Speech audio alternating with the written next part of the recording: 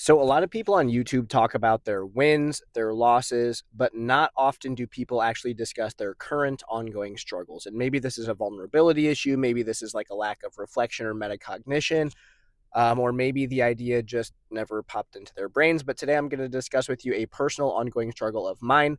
Before I dive into the topic, I want to say two things. First, we are 5 subscribers away from 800 subs, which is a massive milestone. So if you're watching this and have not yet subscribed, please consider doing so. It would mean the world. Second of all, if my eyes are watering and my nose is red, it's because I've blown my nose about 3,000 times today. But we're booming. That's the world we're living in. So life must go on. That said, I think that everybody, objectively, everybody has struggles, right? Like there's something going on, whether it be our businesses, our collections, our life, that is causing us friction. And I've illustrated this previously as like a pain point, but this is something I consider to be a little bit different. This is just like maybe something that can be attributed to a lack of knowledge or a lack of education, a lack of sometimes you just don't really like see how something can like physically pan out, right? So this is all of those things. And for me, my biggest struggle that has existed since the foundation of my business was built has been paying myself. And I think that this is a big issue that a lot of resellers in the space also face.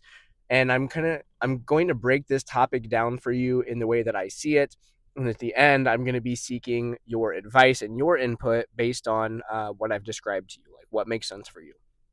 So, obviously, paying yourself is an important thing to consider because if you're running a reselling business, presumably you're doing it to make money, right? And so, money is the stuff that you'd be paying yourself. And so, all the work that you're doing kind of culminates to the paycheck or the cash that will eventually hit your account based on the work that you have done. And so that's kind of like the prerequisite knowledge, right? And I'm sure that we all have that. But the difficult thing is this. I've also discussed how my business's biggest pain point historically has been just like operating or deployable capital. So the amount of money that I have available at any given time to spend on the cards that we sell, right? And I think to some extent, it's like the amount of money necessary to run a business like this is infinite. Like there's no ceiling, right? That said, though, it's like, I started out with $400 and right now I'm spending, 5 figures a month. And so we're talking a massive, massive difference in scale. But like, I'm still just a blip on the radar.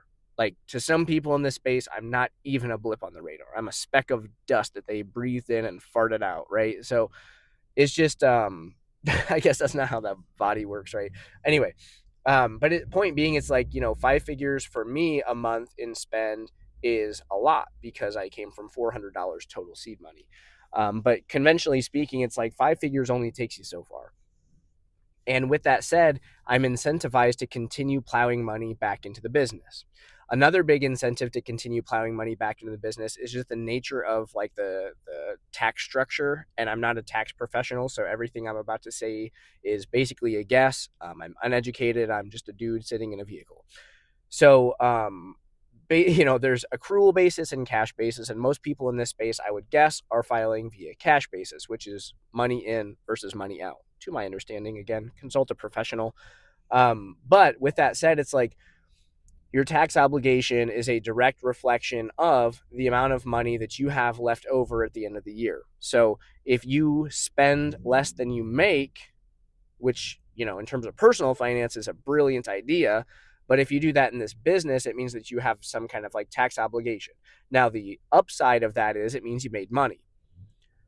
But it's like, again, if you are always needing more money or wanting more money to be spending on the business, you're almost incentivized in sense of like the tax structure as well to spend to zero so that you create like a break even for yourself so that you'll have no tax obligation, and your business is, growing to the greatest extent possible based on the work and the choices that you're making. So that's kind of like where I'm at with this.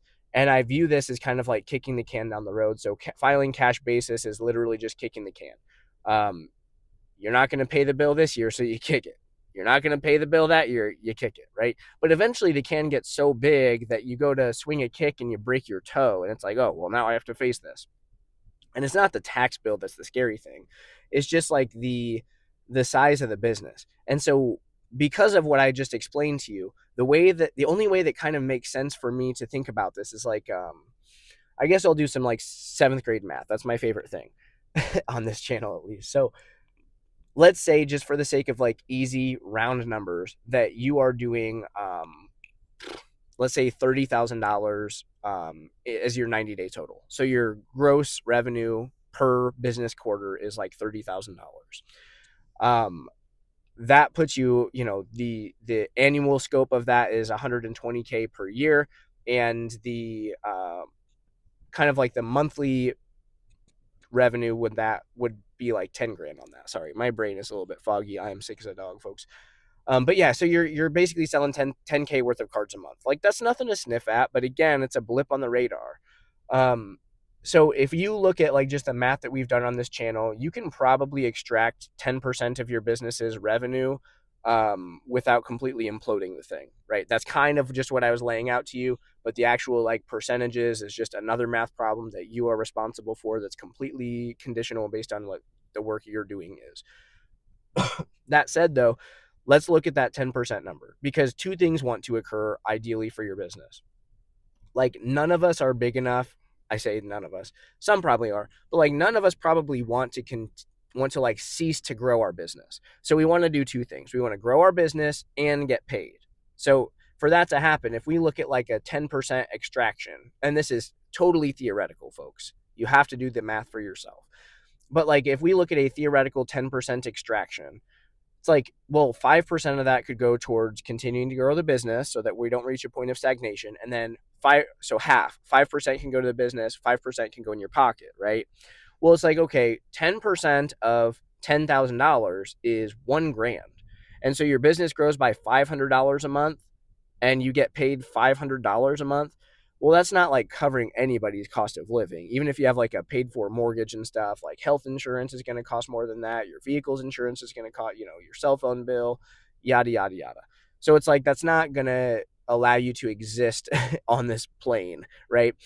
But I do see a use case in, say that you carry an auto loan, not something that I'm doing, but let's say, or you have student loans that are ongoing, and you can't justify pushing a lump sum towards those to just clear off that debt. Well, it's like the $500 a month could cover you there, and then you effectively earn back that portion of your personal income from your 9 to 5.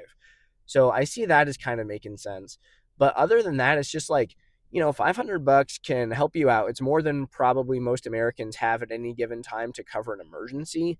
But again, it's just not like, you're not going to go from like poverty to living a lavish lifestyle because of $500, probably. So for me, it's almost just like, that's why I'm continuing to kick the can down the road. It's not because I'm afraid of taxes. Like, anytime that I don't spend perfectly to zero, I pay my tax obligation. Like, I'm an upstanding citizen, all the things. And I'm well above board on everything. I'm reporting every single thing, whether I get a 1099 or not. It's just, that's how I am doing this. And I encourage you to do the same. But like,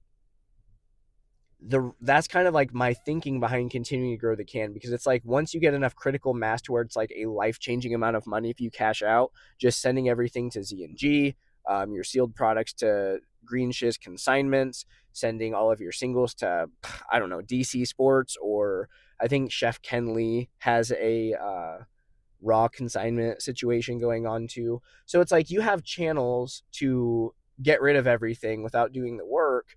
Obviously, you're not going to be optimizing the price there. And then obviously there's like a threshold too of like, if you receive more than X amount of dollars, you're going to be taxed at like 50%, versus below that threshold, it's something more like 37%. And again, check those numbers for yourself, do your due diligence. But it's like, those are all considerations too. But like, it's almost more incentivizing for me, and this is why I suck at extracting money and paying myself, because it's almost just like, why would I not just continue growing my business until it's big enough to, do something substantial and meaningful, right? And so that's kind of where I'm at. But again, I'm making this video because this is a topic I struggle with. I don't think that I'm optimizing this, and I think that someone out there can probably offer me a tremendous amount of insights in order to expedite this process. And again, all the numbers in this video were just like kind of theoretical, and I don't think that the math is like a perfect fit for the scenario either, but I think that it was productive and helpful for the sake of the conversation and explaining kind of my thinking behind all of this stuff. So if you're able to add some insight on this issue, please let me know. If you like this type of hey, here's an issue I'm facing video, react positively by liking and subscribing. But with that, thanks for watching. See you on the next one.